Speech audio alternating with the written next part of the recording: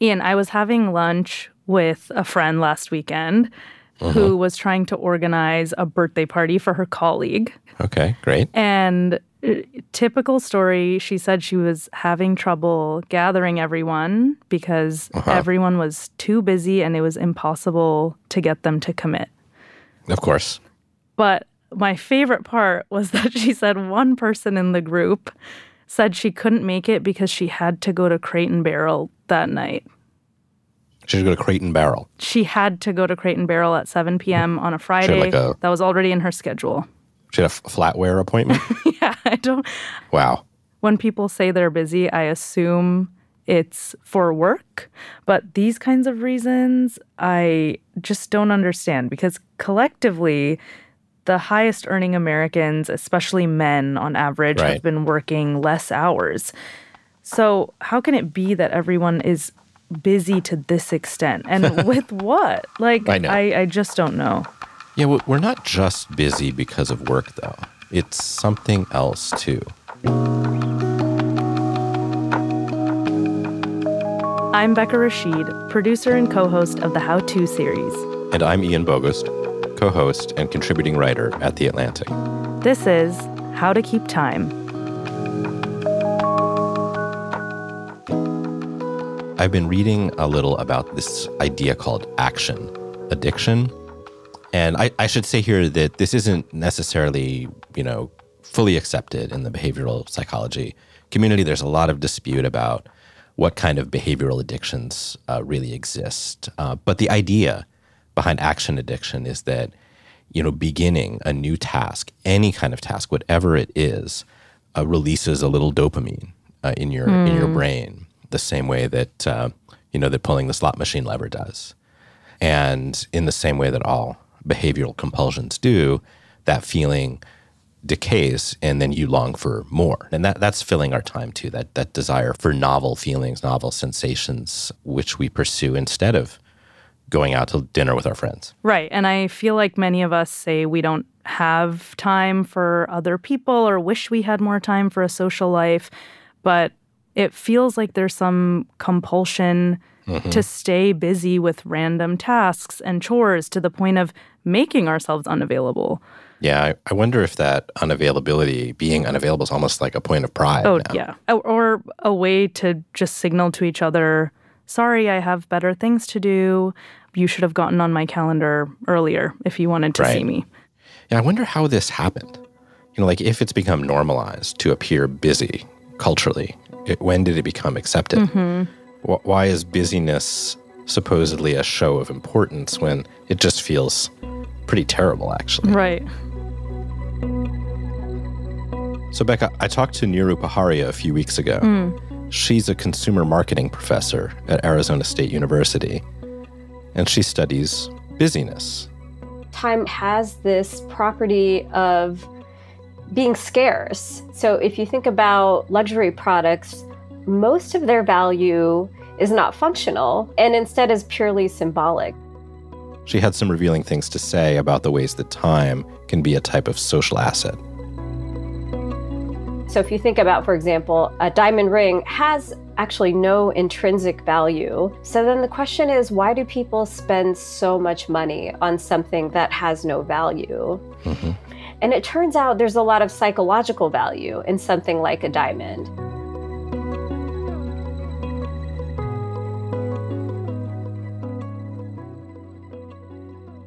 When we think about products that are scarce, there are very few of them out there, so people really want them. When we think about a person as being scarce, then we think of scarcity in terms of time. So how much time do you have? Well, if you have very little time, then you in and of yourself are somewhat of a scarce resource. And then people might come to feel that you're more valuable or have more social status. So if you say, for example, try and schedule a meeting with somebody and they tell you, well, I have about 15 minutes at 4:15 2 months from now, that is a very indication indication to the receiver of that proposition that they must be important. Or if you go to a doctor and you can get an appointment, today, your inference again might be, well, they must not be very good because they're not in demand. Is this a uniquely American phenomenon? Are there other cultures where busyness has the same social status as it does in America? We ran studies in both the US and we ran studies in Italy. So in Italy, there's more of the sense of status that the wealthy can both waste time and waste money, and that you gain your social status from your family and your family name, as opposed to the US, where you gain your social status by working hard, earning a lot of money, and kind of climbing the ladder in that way. And what we found was that in the US, a very busy person was seen to have more social status than a less busy person. But in Italy, it was the exact opposite. So there, the person who had time for leisure was seen as having more social status than the person who had to work.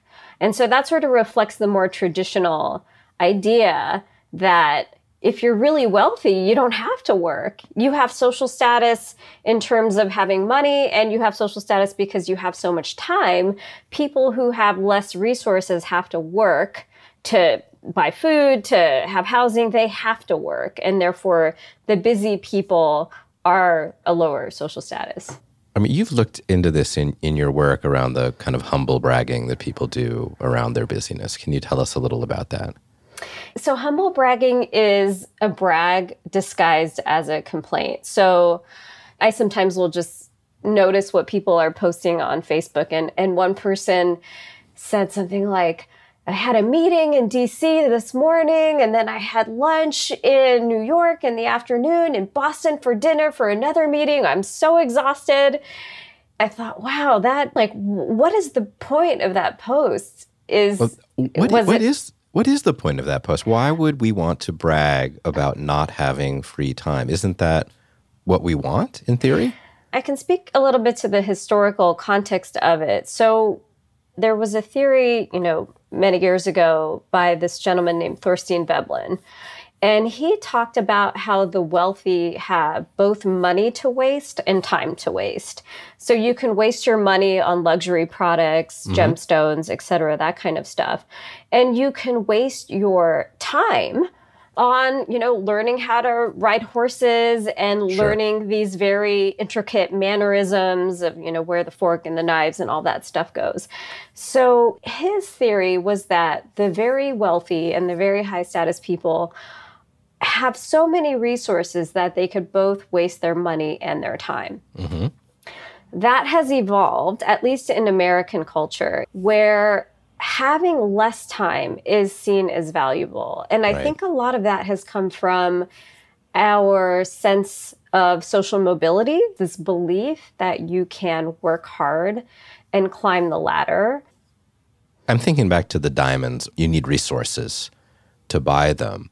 But I could just pretend like I'm more busy than I really am, which might make myself appear more important. Do people run that kind of calculus? Are people thinking about their time in that way?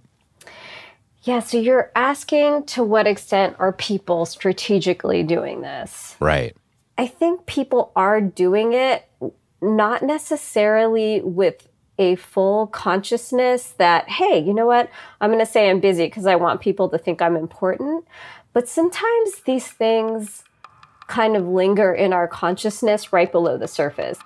People are motivated to be busy because they're not only signaling to other people that they're important, but they're signaling to themselves that they're important. So, Ian, I guess it makes sense to me that we have some innate desire to feel important and valued by society standards, but I also wonder if people have adjusted their levels of busyness since the pandemic. I mean, I would think that some of that compulsion to use every minute of our time productively or for some future goal is a reaction to when we couldn't go out, socialize like normal. Oh, that's so interesting, Becca. So maybe some part of this busyness thing is to make up for that time we feel like we lost. It's really tragic to think about it that way, isn't it? That Yeah. You know, the pandemic was highly traumatic and confusing, but it happened. And to continue to obsess over the lost time and then to lose more time trying to recuperate it is almost worse.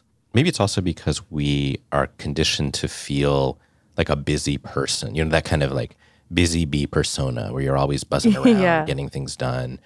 And I certainly feel that way, that's a virtue I'm supposed to pursue. You know, I have like, I don't know, half a dozen different roles at the university, at the Atlantic, in my home life. It certainly makes me appear busy. It makes me feel busy.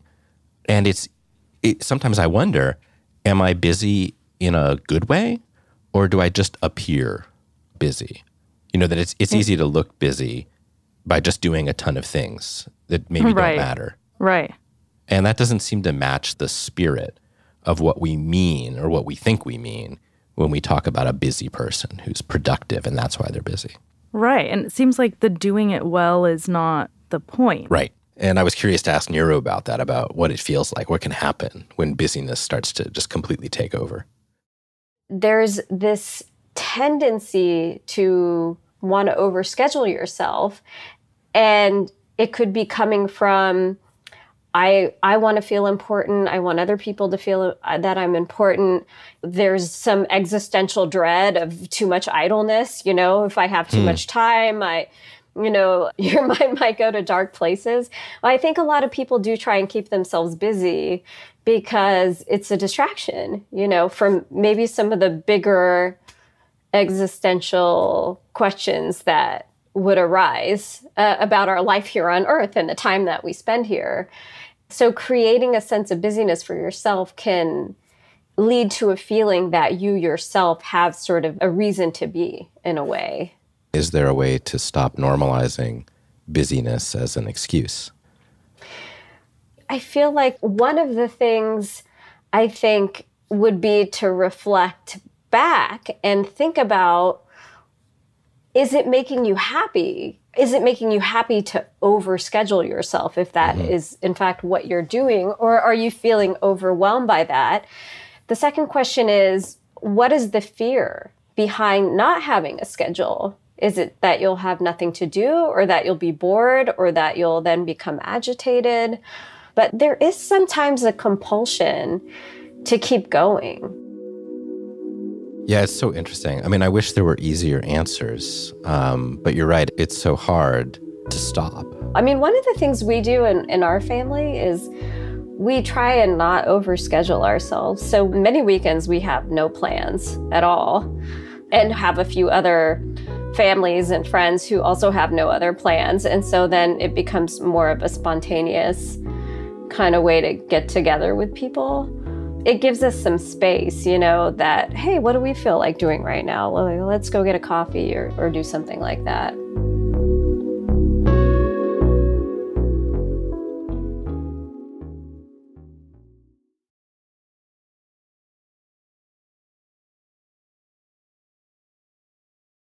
Hearing Neeru talk about busyness as a status symbol, Ian, is kind of funny to me. It's like this personal suffering that we inflict upon ourselves to make people think we have a life, or we're wanted by a lot of other people, we're popular. And at the same time, it's its own sort of avoidance mechanism, it seems like. Sure. I have so many friends who say, I actually like to stay busy because I don't want to be alone with my thoughts. Oh my God. But what if we would genuinely be happier taking that time to do nothing and not feel bad about it? Right, exactly. And not feeling bad about it's important. Right. Instead of multitasking into oblivion, like holding our phone while we're watching a movie or FaceTiming someone while we're cooking dinner, always having to do a million things at once. Yeah, and trying to do everything all at once, it's not even the most useful way to get things done well. Right, of course. There's research on switching cost, which is just a name for the time you lose when you switch tasks. And the evidence shows that the cost of switching from reading a book to checking my phone because it buzzed, that actually causes me to do both of those activities less efficiently, less effectively. Like, depending on the tasks that we're switching from, and to, one study shows switching costs can lead to a loss of up to 40% of someone's productive time. Oh, wow. Yeah. I mean, I'm not totally surprised by that. Sure. But I also fall into this trap of thinking that those people who are really effective at multitasking are also the most ambitious or sort of accomplished among my friends. But the sort of busyness for busyness' sake, which doesn't necessarily have anything to do with accomplishing a big goal or anything like that. You're just ticking off boxes. You're doing your to-dos, even if you don't need to do them. Right. I think it's tough when busyness isn't a choice, like working parents, the people taking care of their children and their own parents, right, simultaneously. And, you know, just keeping up with the drop-offs, the doctor's appointments, the shift schedules, on top of just being healthy, having a social life, you know. Right. I could go on, but that small hit of I've done everything I need to do today, I'm being responsible, I'm a good, productive member of society, that little high doesn't feel the same as I had the presence of mind today to ask my kid how their day went and actually hear their response. Yeah, and you know, the really scary part is it kind of does make you a good parent or whatever. You know, like you could probably go your whole career, maybe your whole life, just doing a bunch of things, just ticking off boxes. Yeah. And people would probably judge you to have been successful. Like you were a good person, you were a noble person. Right. What's the alternative to doing a bunch of things? It's like you were slothful, you're lazy. Right. At least that's the stigma, that you got nothing done. Even if the things you got done were meaningless, right, you still got them done.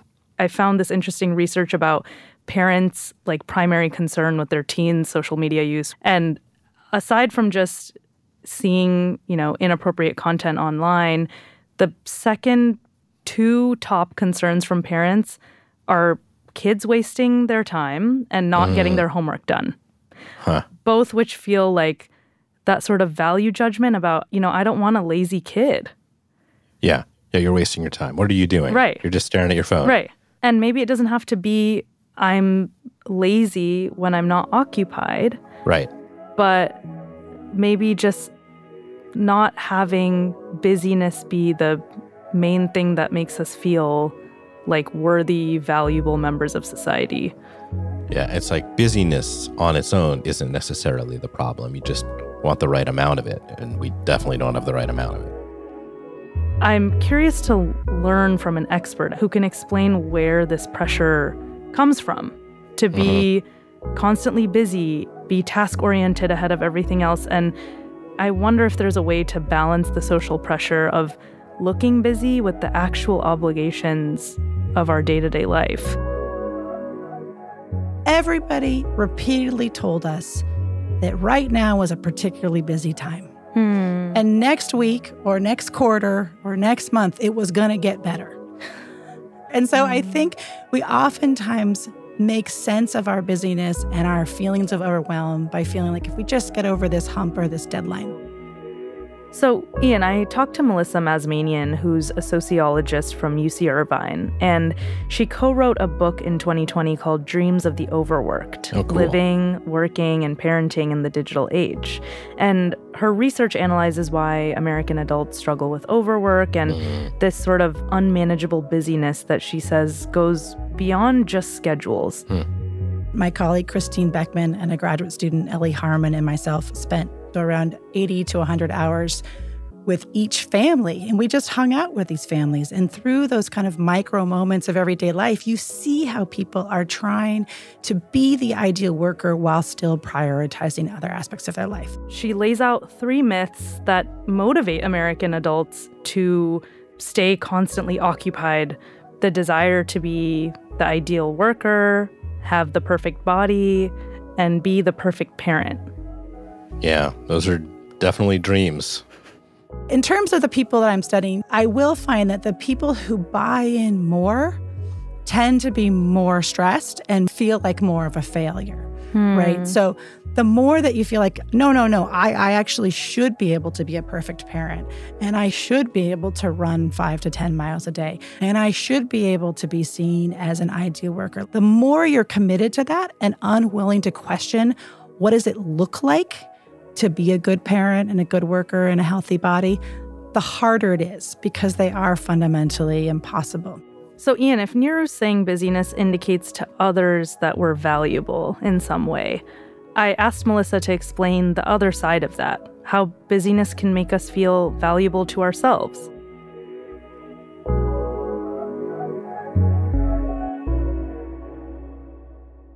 I don't think I'm alone in someone who's always carrying, almost like, if you think about like a wave going out and there's like the trickle of water after the wave, that we're carrying along this trickle of water of all the things we didn't get to, all the emails I didn't answer, all the times I didn't do my workout, all the times I wasn't there for my children. And managing that is, I think, one of the interesting kind of truths of living in Western society. So first of all, I have no idea what it means to be genuinely overworked. I don't know if many people do. There's some studies that show that people will literally hit a breaking point, which means that your body breaks down or you develop addictions of various kinds, et cetera. That's extreme. So what does it mean to live a sustainable life? Like that you're every day feeling like, you'll be able to wake up the next day and maybe there's some ups and downs, but that it feels genuinely sustainable. One thing that was fascinating was that everybody repeatedly told us that right now was a particularly busy time. And next week or next quarter or next month, it was going to get better. And so I think we oftentimes make sense of our busyness and our feelings of overwhelm by feeling like if we just get over this hump or this deadline. But there's a lot in our lives such that those humps and deadlines continually happen. We're balancing the cycle of a school year. We're balancing the cycle of financial quarters. We're balancing the cycle of artificial deadlines that we make for ourselves at work and in our personal life. We also have these kind of life cycle deadlines that we put on ourselves. Everything from what age should I get married? I think some of these are crumbling, but if I want children, what age should I have children? We are living in terms of a million kind of created deadlines, which make it feel like there is always the next thing that if I just get over this, I will feel better. Did you find anything in your research that explains that optimism that people have, that right now is the busiest moment, but next week it'll certainly get better and I'll have more free time to do the thing I actually want? So I will say one of the explicit things to mention here is that people in our study were not unhappy. These were not people who actually said, like, I want to do less. What they're saying is, I want to do what I'm doing better. This is everyday life that, at least for these human beings, doesn't feel like that overwork, burnout, about to lose it. This is just, I just wish I could do it with a little more sanity, a little more sleep, a little less intense. We've become so committed to the idea that doing it all is what the goal is, that this is productivity, that this is what I need to do to feel good about who I am in the world.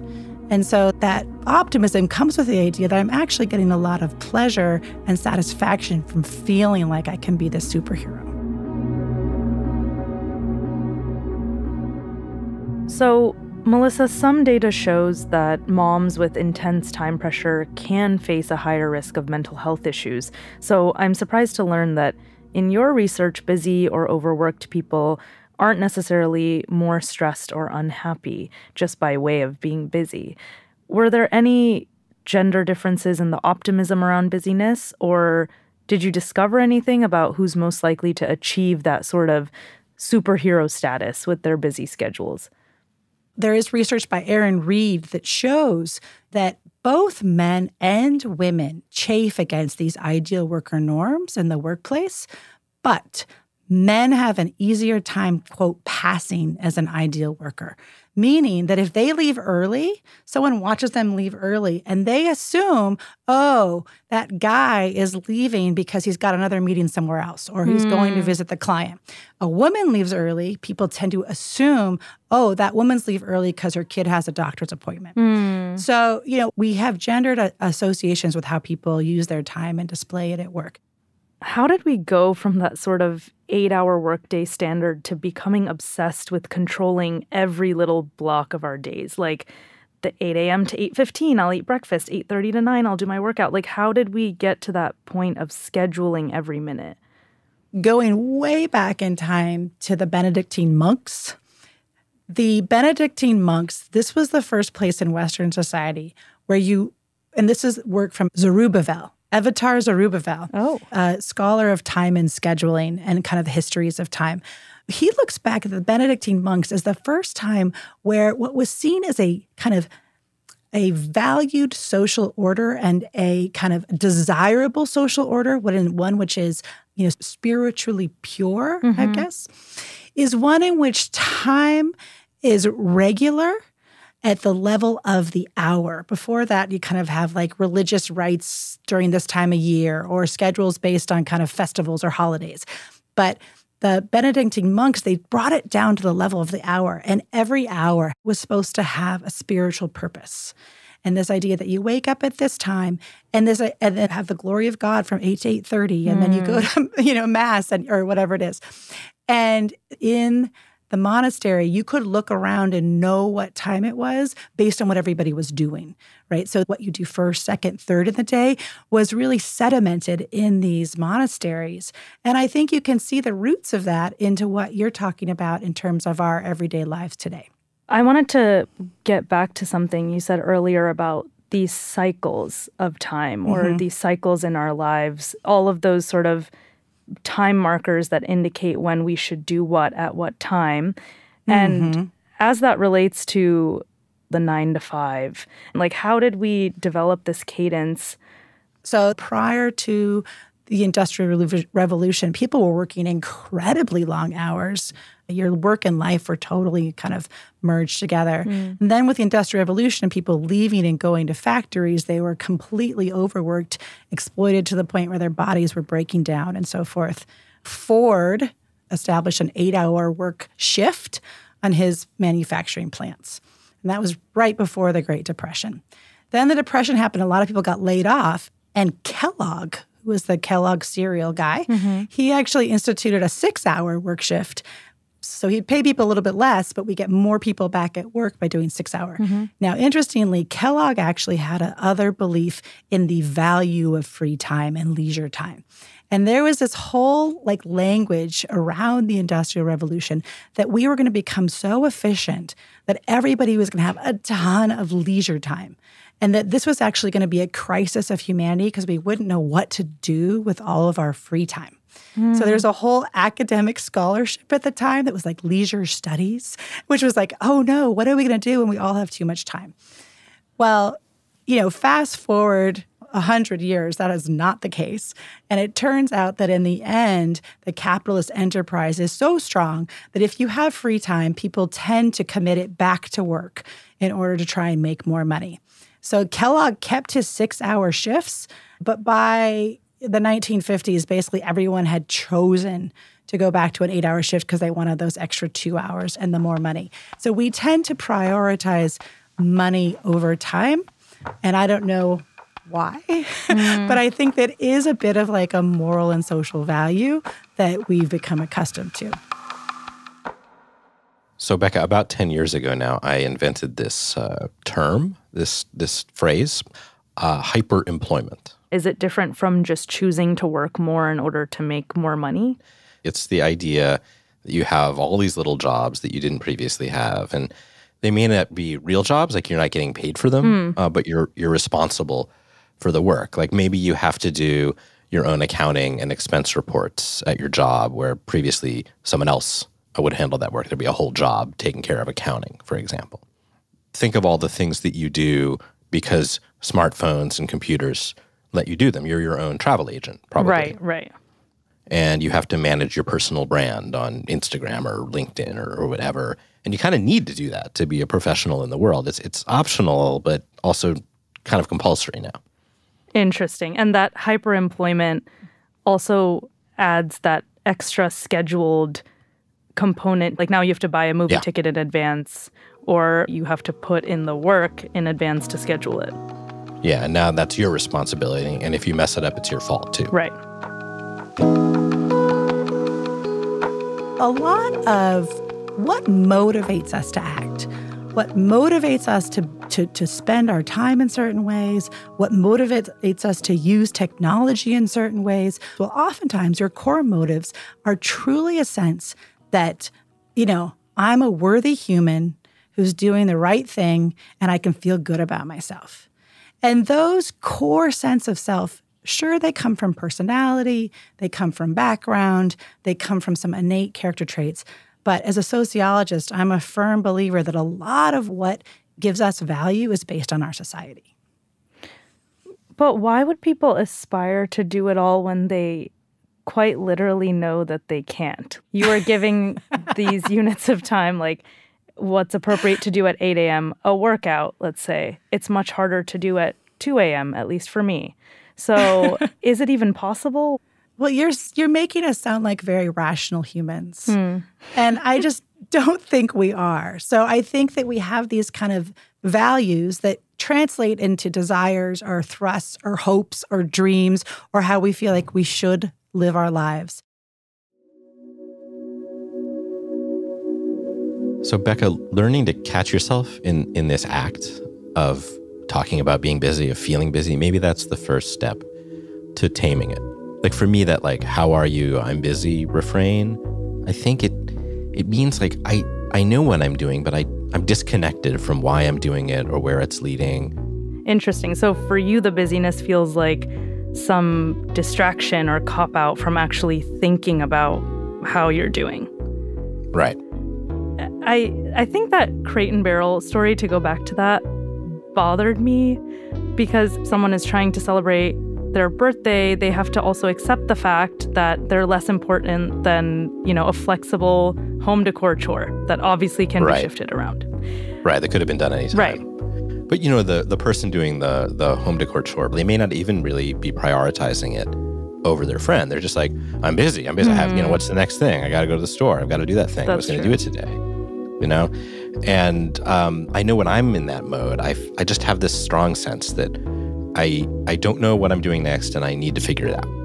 And that sort of, it gives you some feeling of security, right? Like, I know what's next. And you're right. I guess maybe I'm making it more personal than it has to be because, mainstream American culture doesn't make it particularly socially acceptable to actually tell someone how you're feeling. So many conversations in adulthood are what I call like life update talks. It's just sort of an exchange of plans and schedules and vacations coming up and things that I have left to get done this week. And right. I'm going to free up right after I get this thing done. And shocker, it does make it harder to actually get a sense of how someone's doing. I think it would be helpful to tap into why we do what we do. And if we could explain or communicate a bit more of that, it's better than just, I'm busy and I don't want to let you into my world.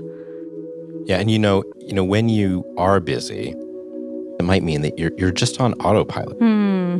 So true. Like it's just when you feel yourself saying or thinking, I'm busy, that's a good red flag. It's like an opportunity to reflect and to ask yourself, what am I feeling in this situation? What am I doing?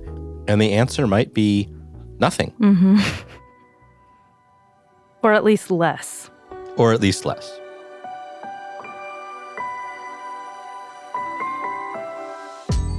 That's all for this episode of How to Keep Time. This episode was hosted by me, Ian Bogost, and Becca Rashid. Becca also produces the show. Our editors are Claudine Ebeid and Jocelyn Frank. Fact-checked by Ena Alvarado. Our engineer is Rob Smierciak. Rob also composed some of our music. The executive producer of audio is Claudine Ebeid. And the managing editor of audio is Andrea Valdez. Ian, have you ever tried eating a clock? Eating a clock? I haven't tried that, Becca. It's very time-consuming. Oh my gosh. Hey listeners, we want to hear from you. When was the last time you remember being alone? Without using your phone even, for more than an hour? Please record an audio clip with your phone, no longer than 3 minutes, and send it to howtopodcast@theatlantic.com. Your story could be featured on an upcoming episode of the How to Keep Time podcast. Please include your name and location in the email and/or the audio file.